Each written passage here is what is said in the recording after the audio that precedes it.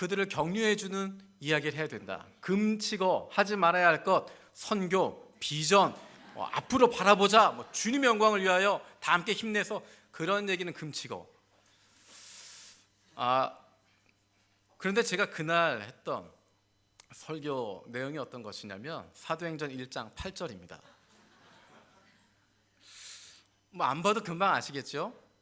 제가 그 설교를 했던 이유는 뭐냐면 내 평생에 딱 한 번 설교할 기회가 주어진다면, 이 교회에 단 한 번 가게 된다면 어떤 설교를 하겠냐 물어봤을 때, 사실은 저는 그 교회에서 딱 한 번 그렇게 설교하고 장렬하게 물러나고 싶었는데 지난주까지 설교했습니다.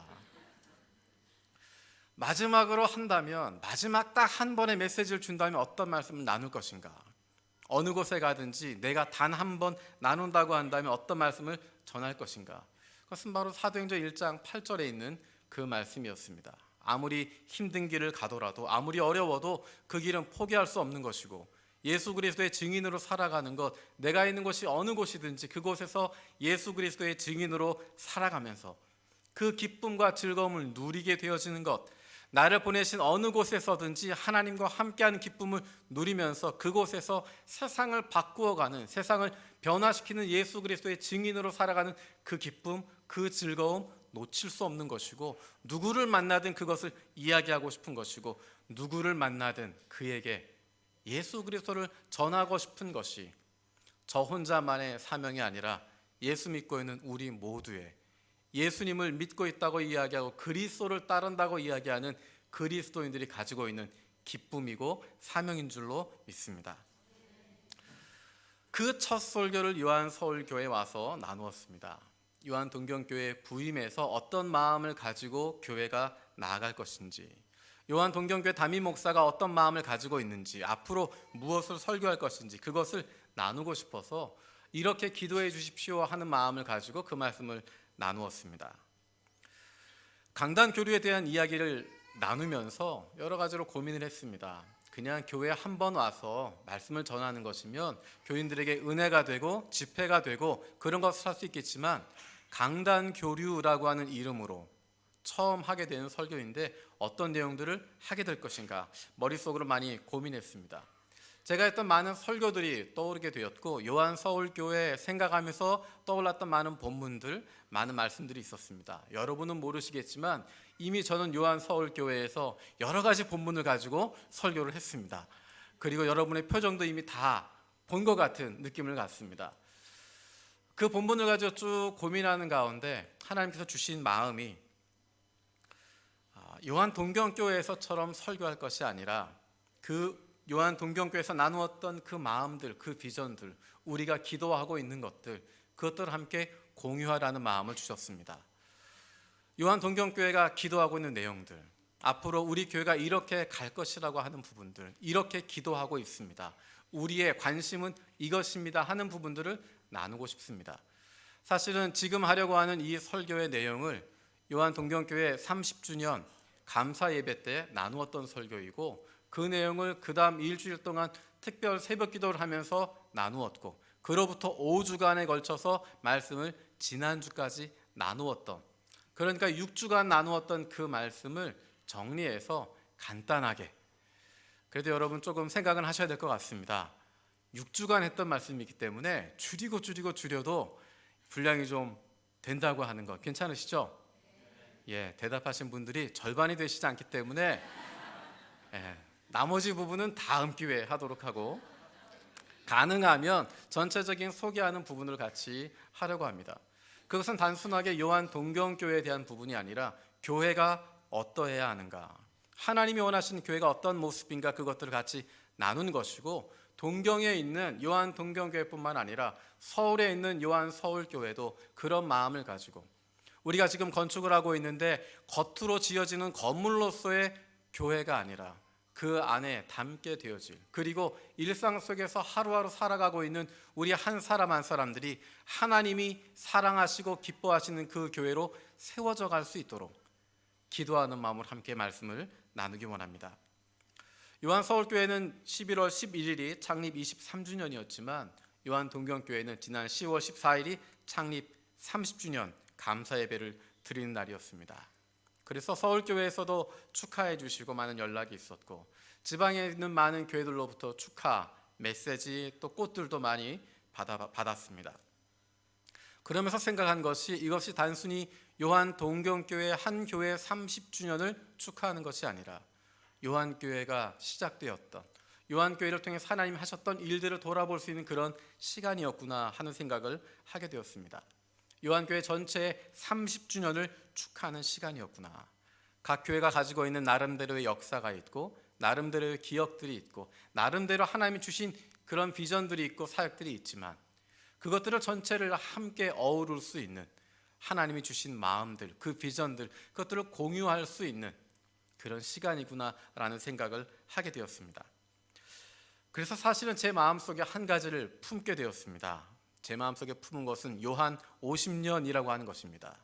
이제 2038년이 되면 요한 동경교회 50주년이 되고, 그때는 일본 전국에 있는, 그리고 전 세계에 흩어져 있는 요한교회들의 50주년 되는 해가 되어서, 그 해가 되면 함께 기뻐하고 축하하고, 하나님이 요한교회를 통해서 하셨던 일들을 돌아보면서 감사할 것 같이 감사하고, 잘못했던 부분들 같이 반성하고 회개하고, 앞으로 하나님이 쓰시고자 하는 교회로 바뀌어질 수 있도록 함께 격려하고 축하할 수 있는, 축복할 수 있는 그런 시간 됐으면 좋겠다. 혼자 생각하고 혼자 희죽희죽 걸었습니다. 사실은 아직 동경에서는 이야기 터뜨리지 않았습니다. 여러분만 알고 계시는 겁니다. 30년이라고 하는 것 특별한 의미를 가지게 됩니다.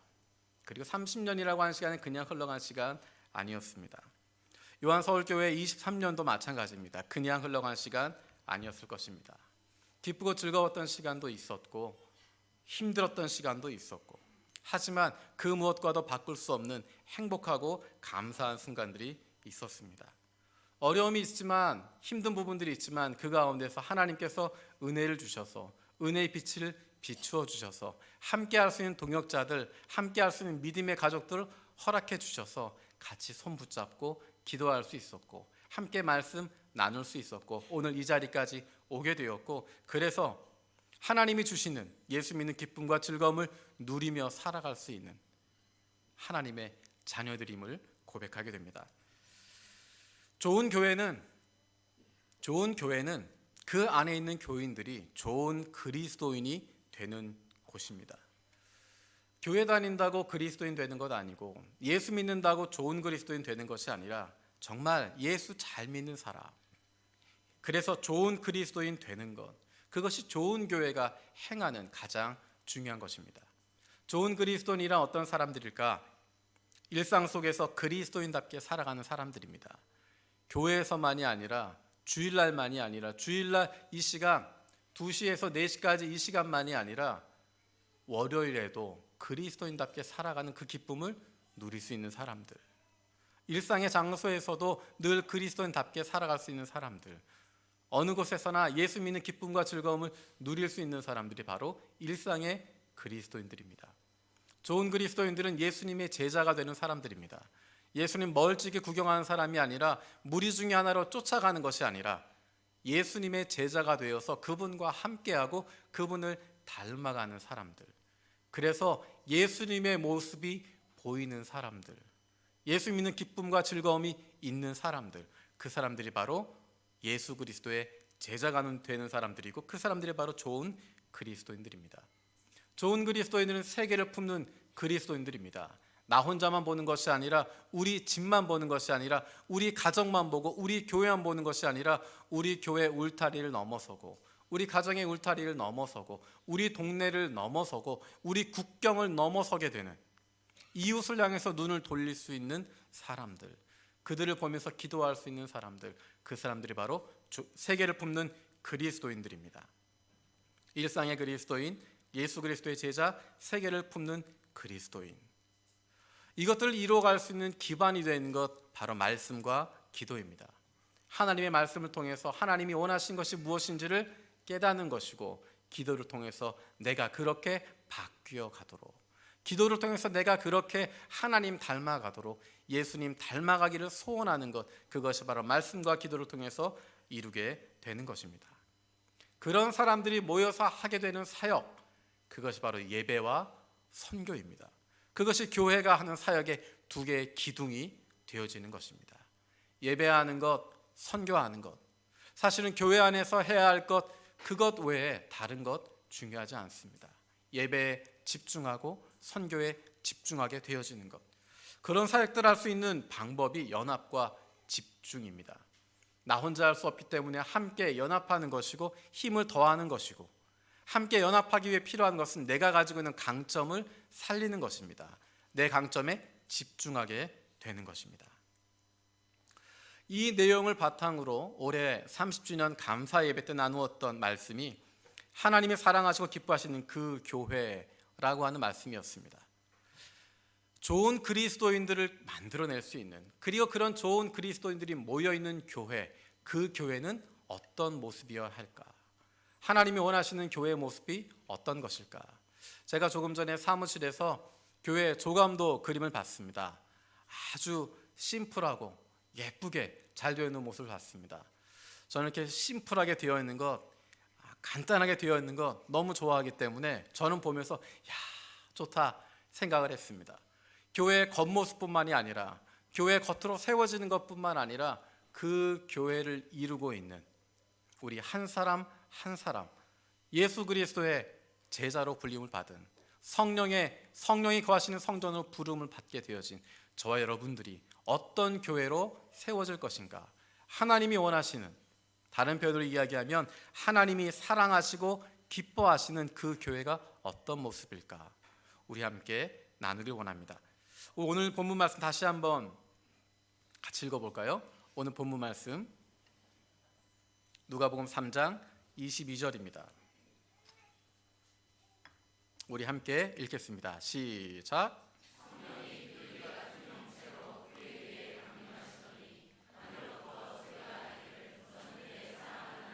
내가 너를 기뻐하노라 하시니라. 아멘. 첫 번째는 사랑하고 기뻐하시는 이라고 이야기했습니다. 사랑하시고 기뻐하시는, 하나님께서 사랑하시고 기뻐하시는. 오늘 이 본문의 말씀은 예수님을 향해서 하나님이 주셨던 말씀입니다. 하나님이 예수님께 불러주었던 호칭, 너는 내 사랑하는 자요 기뻐하는 자다라고 말씀하셨던 그 호칭입니다.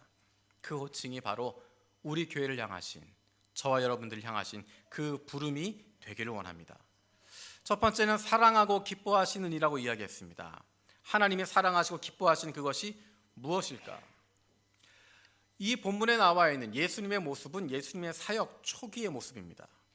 예수님이 오병이어 기적을 하신 것도 아니고, 예수님이 죽었던 나사로를 살리신 것도 아니고, 예수님이 십자가를 지신 것도 아니고, 예수님이 하신 것 찾아봐도 나타나 있지 않습니다. 30세 이전에, 공생의 이전의 이야기들은 몇 가지가 나와 있지만 공생의 이후에 별다른 이야기가 나와 있지 않습니다. 예수님이 무엇을 하셨다는 이야기 나오지 않습니다. 하나님 나라에 대한 선포에 됐다는 이야기도 나오지 않고요, 병자를 고친 것도 아니고 무엇인가 하신 일이 없습니다. 예수님은 어쩌면 아무 일도 안 하셨습니다. 그런데 하나님 뭐라고 말씀하시냐면 내가 너를 사랑하고 기뻐한다 말씀하십니다. 하나님의 사랑의 대상은 doing이 아니라, 무언가를 행하고 있는 doing을 말하는 것이 아니라 존재하고 있는 being을 이야기하는 것입니다. doing으로 치면, 행한 것으로 치면 예수님의 doing은 nothing이었습니다. 아무것도 없습니다. 하지만 하나님이 예수님을 보시면서 내가 너를 사랑한다, 내가 너를 기뻐한다 라고 말씀하신 것은 예수님이 거기에 계시기 때문입니다. 어디에? 하나님이 보내신 그 자리에 있기 때문에, 하나님이 보내신 그 세상에 있기 때문에, 그 사람들 가운데 있기 때문에, 그 자리에 계시기 때문에 거기에 있는 것만으로도 하나님이 사랑하시고 기뻐하신다 말씀하십니다.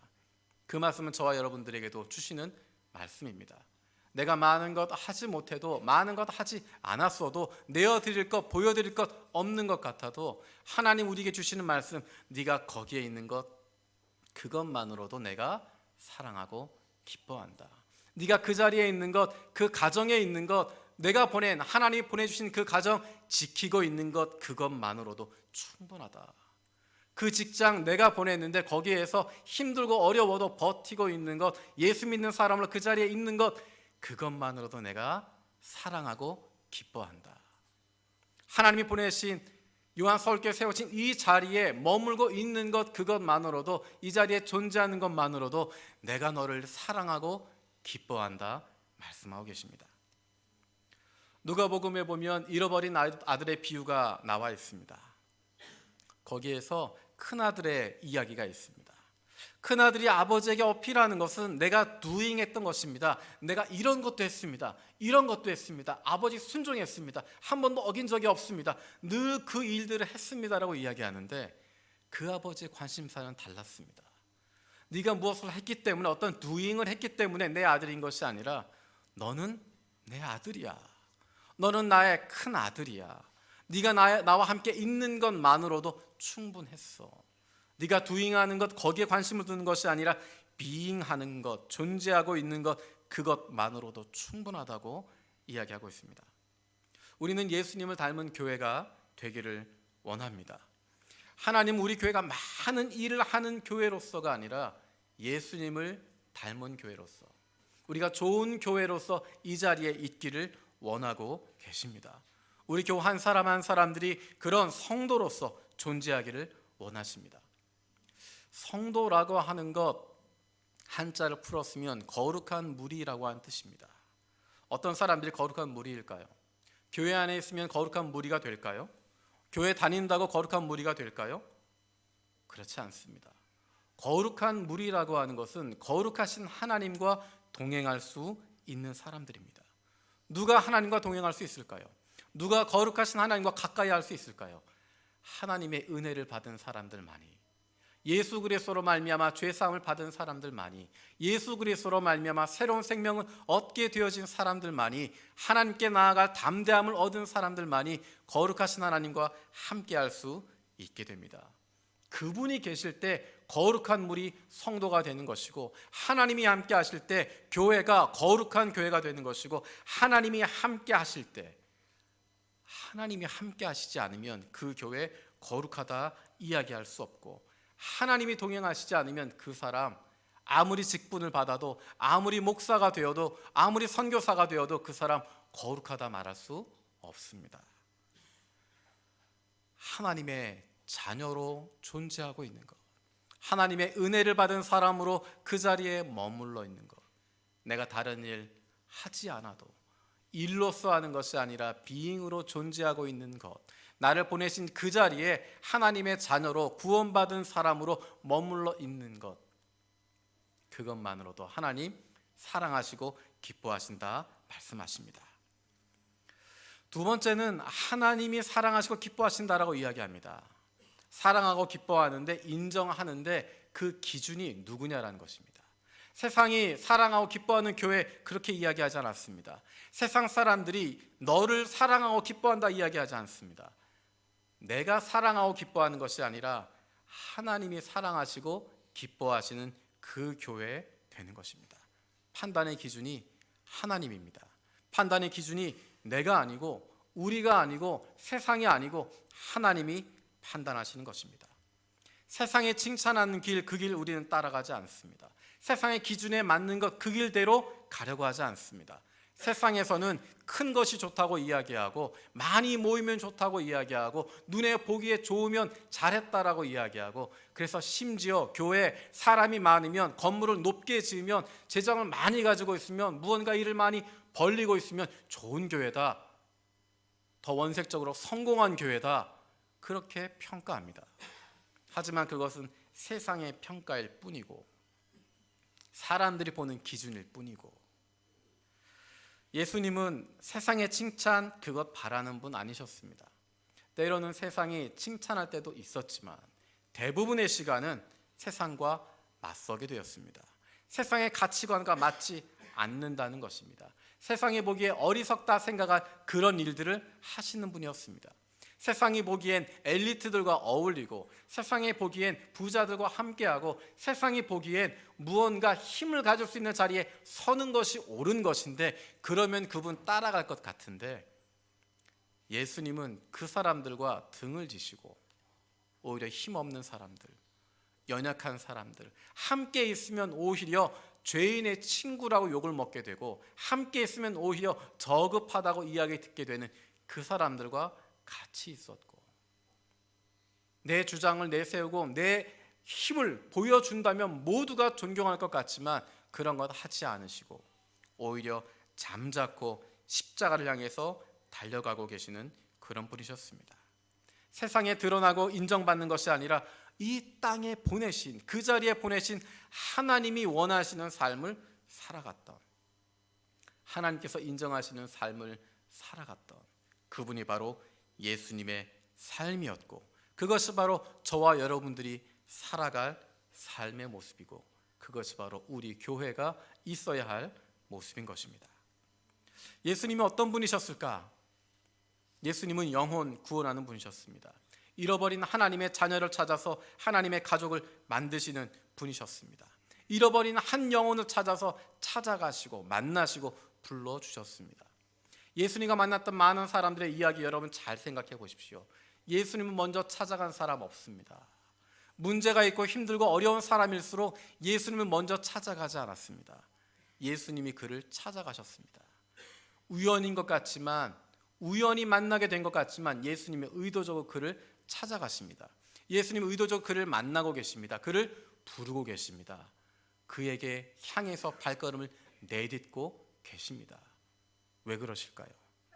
그 영혼을 사랑하시기 때문에, 그 한 영혼을 사랑하시기 때문에 다른 모든 비난을 받더라도 그것 개의치 않으시고, 한 영혼을 사랑하시기 때문에 수많은 사람들이 안식일에 병을 고친다고 야단치고 난리를 치지만 그 한 영혼 이제라도 구원받게 되어지고 그 죄로부터, 그 병으로부터 자유함을 누릴 수 있는 진정한 안식을 얻기를 원하셨기 때문에 수많은 사람들의 비난을 받으면서도 그 한 영혼 살리셨던 것입니다. 한 영혼을 소중히 여기는 마음, 영혼 구원의 열정을 가지고 계신 분, 그분이 바로 예수님이셨습니다. 예수님은 그 잃어버린 자녀들 하나님 앞으로 데려오게 되면서 그와 같았던 그 사람들을 하나님의 자녀로 만들어 주시고, 그와 같이 흩어져 있던 사람들, 나 혼자 세상 가운데 고민하고 힘들어했던 사람들 모으셔서 예수님 주변에 함께 둘러앉게 하시고 예수 그리스도로 말미암아 하나님의 한 가족 되게 하셔서 하나님을 아버지로 모시고 있는 가족의 따뜻함을 누릴 수 있도록 하나님 안에서 한 가족 되도록 만들어 주셨습니다.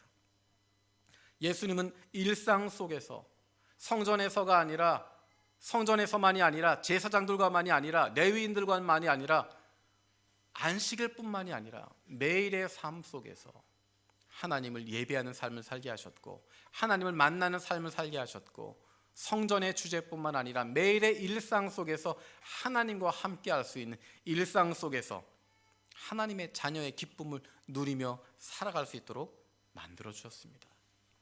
그리고 예수님은 만나는 사람들을 예수님의 제자로 만들어 주셨습니다. 예수님은 팔레스타인 그 작은 땅에 육체적으로 거하고 계셨지만 예수님의 시선은 예루살렘과 온 유대와 사마리아와 땅끝까지 이르러 온 세계를 품고 계셨고, 2000년 전 짧은 시간 그 순간 그 자리에 계셨지만 예수님의 시선은 이미 1000년, 2000년을 넘어서 오늘 우리에게까지 꽂히고 계시고, 우리를 통해서 믿게 되어질 그 사람들의 인생까지도 바라보고 계시는, 세계를 품고 계시는 삶을 살아가셨습니다. 예수님을 닮은 교회가 되기를 원한다면 우리 교회도 그런 교회가 되는 것입니다. 예수님을 닮은 교회의 모습 몇 가지를 정리해 봤습니다. 사람들이 인정하고 사람들이 좋아하는, 사람이 주인 되는 교회가 아니라 하나님이 기뻐하시고 하나님이 주인 되시는, 하나님 입장에 서게 되는, 하나님의 마음을 시원케 할 수 있는 그 교회 어떤 모습일까? 첫 번째는 영혼 구원하는 교회입니다. 우리 요나서 말씀 같이 잠깐 보도록 하겠습니다. 요나서 4장 10절 11절입니다.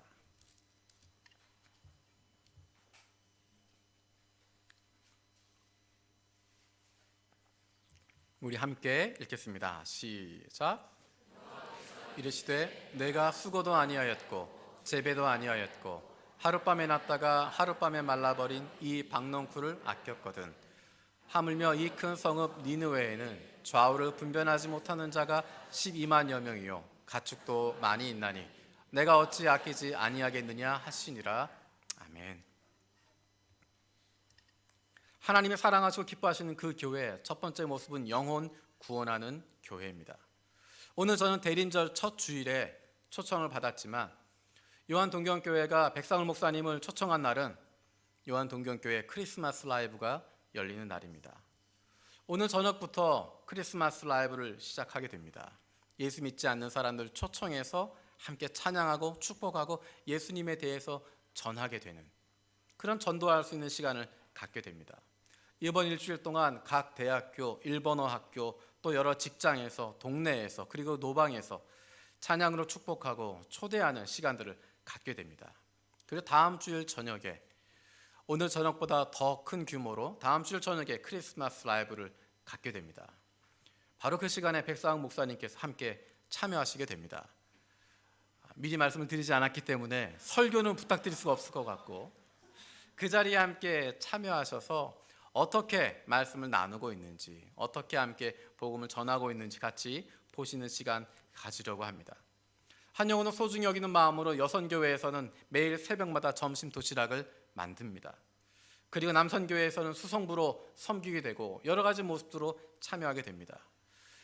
20년 전만 해도 대학교에 가면, 캠퍼스에 가면 형인 것 같고 누나인 것 같았는데 이제는 남선교, 여선교 캠퍼스에 가면 교수님이라고 이야기를 듣기도 하고 아드님 찾아오셨냐고 이야기 듣기도 하고 캠퍼스에 가는 것은 어렵지만 그 앞에 카페에서 하는 캠퍼스 라이브에 같이 참여해서 축복하기도 하고 동네에서 하는 작은 모임에서 함께 이웃을 초청하기도 하고 한 영혼에 대한 소중한 마음 그것 잃어버리지 않기 위해서 그 마음 지키면서 사람들 초대하고 함께 기도하고 준비하고 있습니다. 교회가 존재하는 의의가 무엇일까? 그것은 이 땅 위에 하나님 나라의 공동체를 보여주는 것이고 그런 말미암아 영혼 구원하게 되는 것입니다. 잃어버린 영혼들을 찾는 것입니다. 죽었던 영혼들이 살아나는 것이 바로 교회입니다. 죄인들이 모여서 예수를 만나게 되어주는 것 그것이 바로 교회입니다. 그래서 교회 안에 죽었던 영혼, 잃어버렸던 영혼, 예수를 알지 못하는 영혼들이 교회 안에 없다면 그 교회는 잘못된 길로 가고 있는 것입니다. 우리는 다른 교회 다니던 사람 채우는 것 그런 것이 아니라 예수 모르는 사람, 예수 만난 적 없는 사람, 예수가 필요한 사람, 그 사람들 전도하는 것이고 그들이 교회 안에 올 수 있도록 인도하게 되는 것입니다. 왜 영혼 구원에 힘써야 될까? 교회를 키우기 위해서 하는 것 아닙니다. 교회 성장시키는 것 아닙니다. 우리가 영혼 구원에 힘쓰는 이유는 오늘 본문에 읽었던 것처럼 하나님의 마음 가운데 있습니다. 잃어버린 영혼에 대한 안타까운 마음 가지고 계시는 그 하나님 아버지의 마음을 우리가 알기 때문에 내 업적을 세우고 내 실력을 쌓고 내가 무언가 인정받기 위해서가 아니라 우리 아버지 하나님의 마음이 한 영혼을 향해서 바라보고 계시고 그 영혼이 돌아오기를 간절히 기다리고 계시기 때문에 그래서 우리가 그 마음을 가지고 잃어버린 영혼들에게 나아가는 것입니다. 영혼 구원은 프로젝트도 아니고 이벤트도 아닙니다. 그것은 하나님의 사랑을 표현하는 것입니다. 하나님의 사랑을 받고 있는 교회가 이 땅 위에 머물고 있는 이유는 그 사랑을 보여주는 것이고 그로 말미암아 잃어버린 영혼들이 주님께 돌아오도록 하는 것입니다. 그것이 바로 교회가 이 땅 위에 존재하는 목적이고 교회가 하나님의 마음을 품고 있다면 그 사역에 대해서 그것에 대해서 열정을 품을 수밖에 없고 그 뜨거움을 가질 수밖에 없습니다. 그러기 위해서 필요한 것, 내 안에 예수 믿는 기쁨과 즐거움이 있어야 됩니다. 예수 믿어서 좋아야 됩니다. 내가 예수 믿는 것이 좋아야 되고 예수 믿는 것이 행복해야 되고 예수 믿는 것이 기뻐야 됩니다. 누가 시켜서 하는 것이 아니라 하지 않으면 야단 맞아서 하는 것이 아니라 내가 예수 믿는 것이 기쁘고 즐겁기 때문에 내가 사랑하는 사람들, 내 주변에 있는 사람들, 이 사람들도 그 사랑 나누어 주고 싶은 것이고 그 기쁨 나누어 주고 싶은 것이고 그 어둡고 힘든 사람들이 나처럼 예수 믿는 기쁨과 즐거움이 넘치기를 원하는 마음으로 그들을 위해서 기도하고 그들에게 나아갈 수 있게 되는 것입니다. 내 안에 예수 믿는 기쁨과 즐거움이 넘치게 하시고 우리 교회가 영혼 구원하는 교회 되게 하소서. 그것이 우리의 기도의 제목이 되길 원합니다. 하나님이 사랑하시고 기뻐하시는 교회 그 두 번째는 가족된 교회입니다. 우리 에베소서 2장 19절 말씀 같이 읽어보겠습니다. 에베소서 2장 19절입니다. 같이 읽겠습니다. 시작. 그러므로 이제부터 너희는 외인도 아니요 나그네도 아니요 오직 성도들과 동일한 시민이요 하나님의 권속이라. 아멘. 하나님의 권속이라, 이 이야기를 쉬운 번역에서는 하나님의 가족이라고 이야기합니다. 예수님께서 신앙 공동체를 만드셨는데 그것을 보여준 것이 바로 가족 공동체의 모습이었습니다. 예수님은 신앙 공동체를 군대로 만들지 않았습니다. 예수 믿는 사람들은 군대 조직 안에 있지 않습니다. 예수 믿는 사람들은 기업 조직 안에 있지 않습니다. 예수 믿는 사람들은 피라미드 조직으로 되어 있지 않습니다. 예수 믿는 사람들은 가족으로 되어져 있습니다. 만약에 예수님께서 원하셨던 믿음의 공동체 모습이 군대 조직이었다면 아마도 베드로를 사령관으로 세우셨을 거고 다른 제자들을, 사도들을 그 옆에 부관으로, 여러 가지 장군으로 세우셨을 것입니다. 그리고 나면 어떻게 됐을까요? 베드로 순교하고 난 이후에, 장군 몇 명 죽고 난 이후에 그 조직은 와해될 수밖에 없었을 것입니다. 만약에 예수님이 원하셨던 믿음 공동체의 모습이 기업체 같은 모습이었다고 한다면 어땠을까? 더 이상 그 조직이 이익을 낼 수 없다면, 더 이상 그 조직이 무엇인가 유익을 낼 수 없다면 그 조직은 망할 수밖에 없을 것입니다.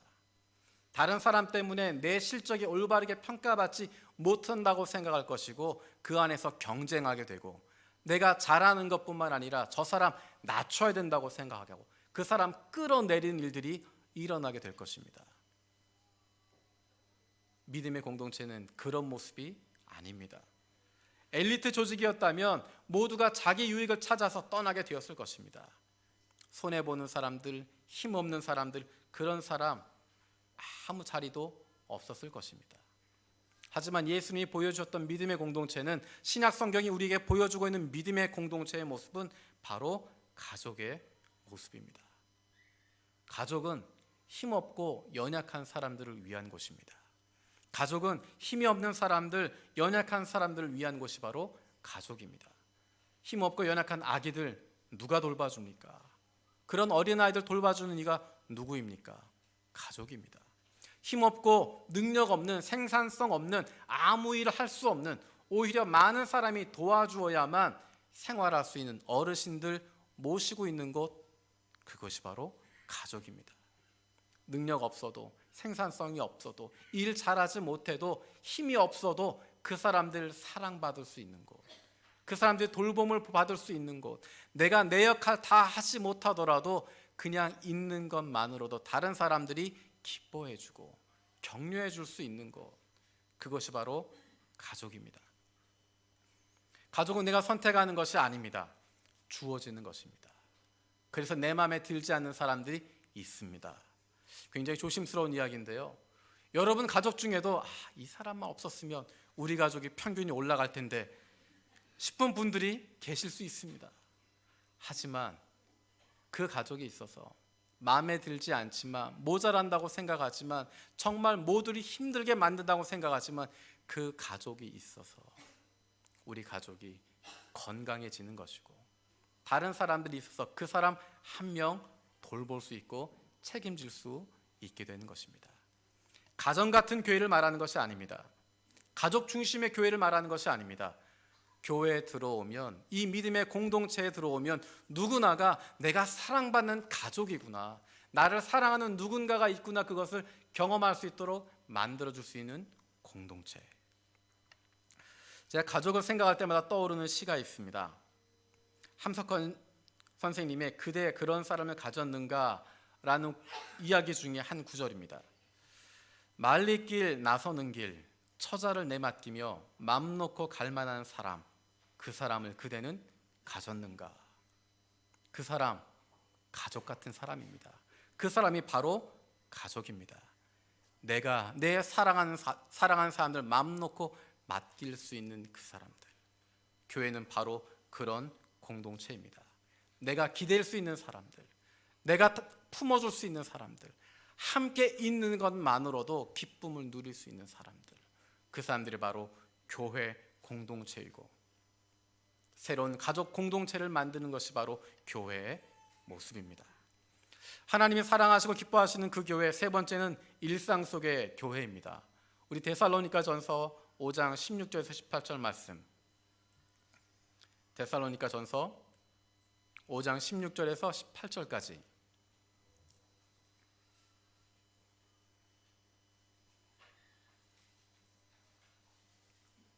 (5장 16절에서 18절) 말씀 같이 읽겠습니다. 시작.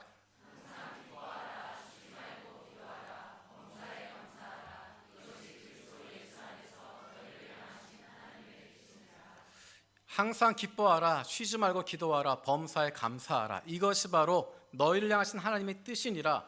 다르게 이야기하면 이것이 바로 그리스도인의 삶의 모습이라고 이야기하는 것입니다. 어떻게 이렇게 할 수 있을까?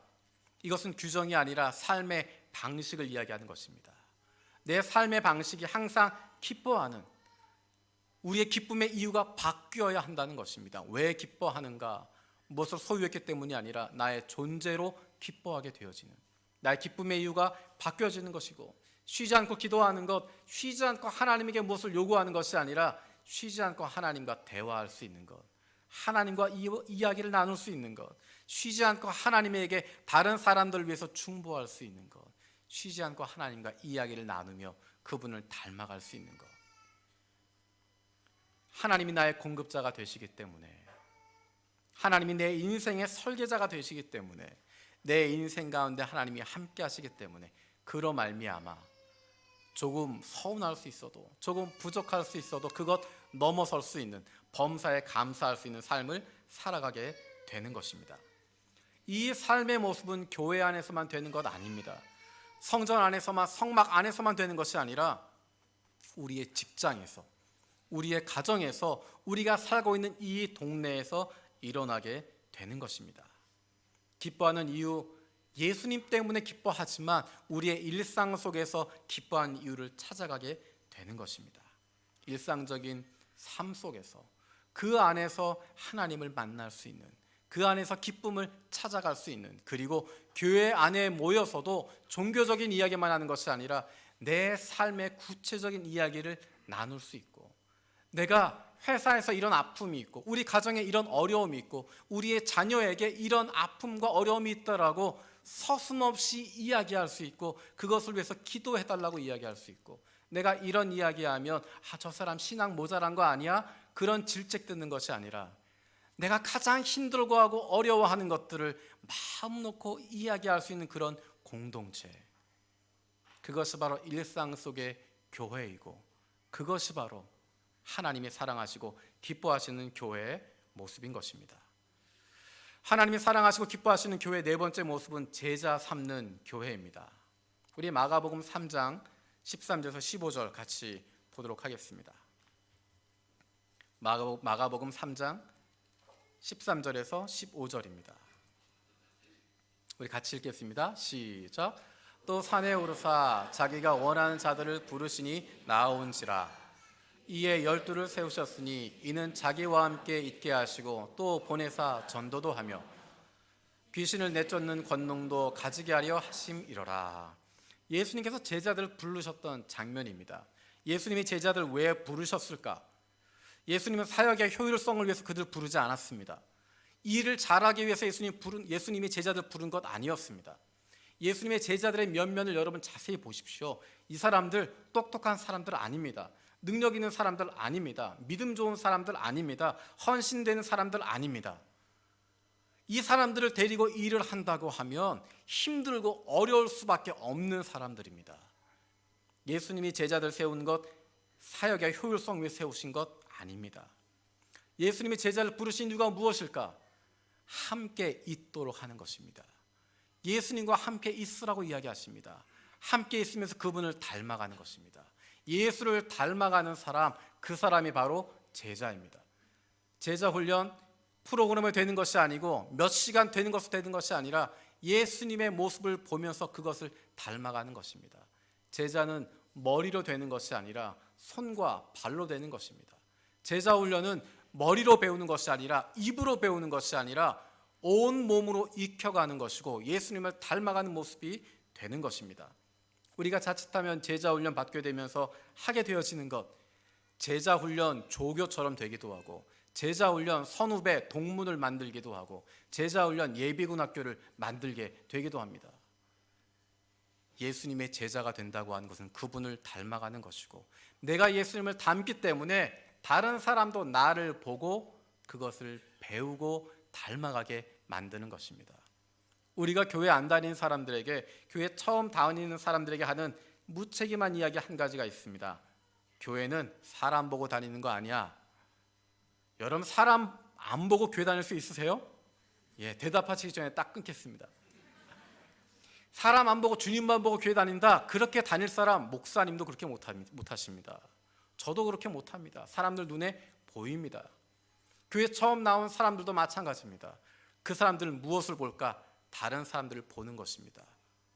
그 사람의 뒷모습을 보게 되어져 있습니다. 뒷모습이라고 하는 것은 그 사람이 말하는 것이 아닙니다.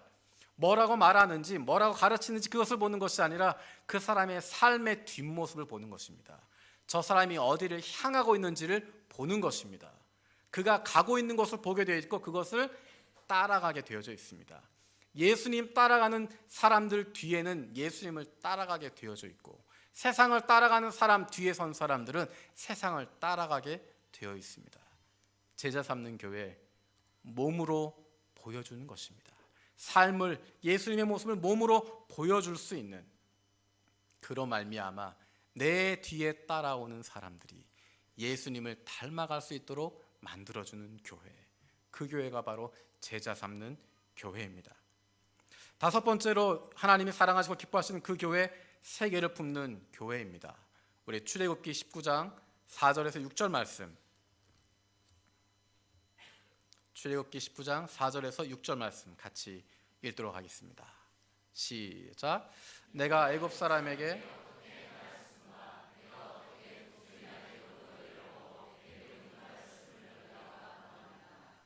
세계가 다 내게 속하였나니 너희가 내 말을 잘 듣고 내 언약을 지키면 너희는 모든 민족 중에서 내 소유가 되겠고 너희가 내게 대하여 제사장 나라가 되며 거룩한 백성이 되리라.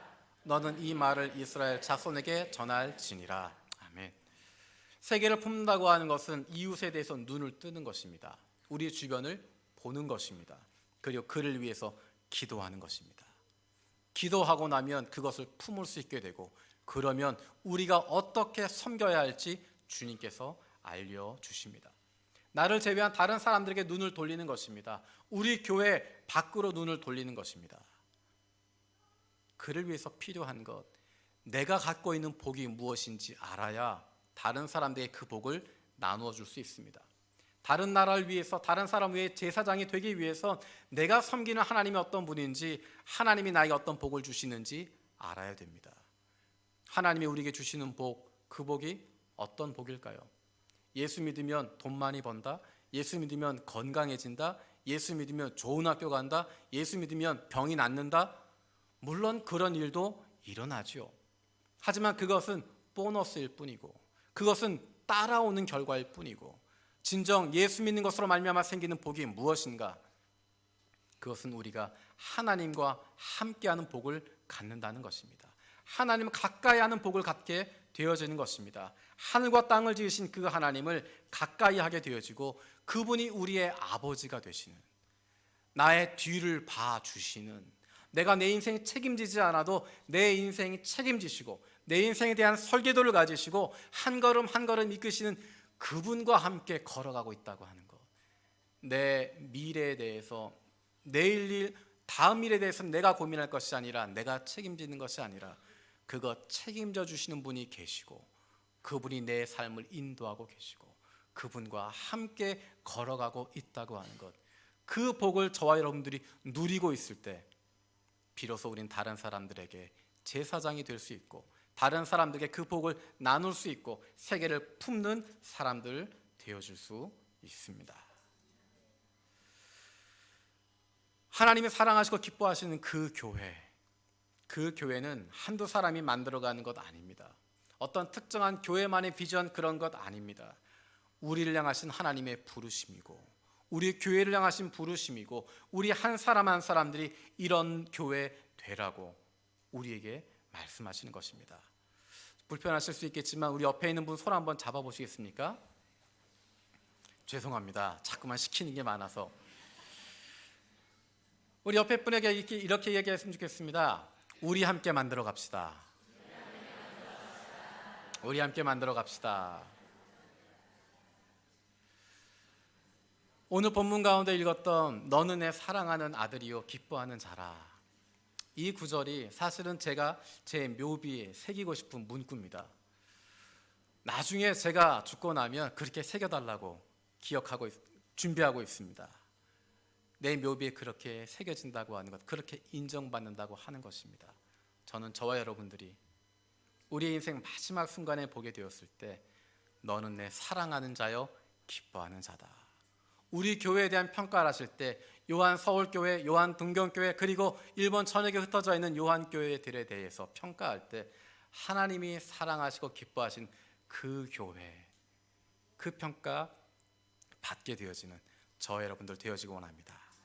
기도하겠습니다. 살아계신 아버지 하나님 감사드립니다. 하나님, 우리가 그런 교인들 되게 하여 주시고 우리 교회가 하나님이 사랑하시고 기뻐하시는 그 교회 되게 하여 주시옵소서. 감사드리고 예수님의 이름으로 기도드립니다. 아멘.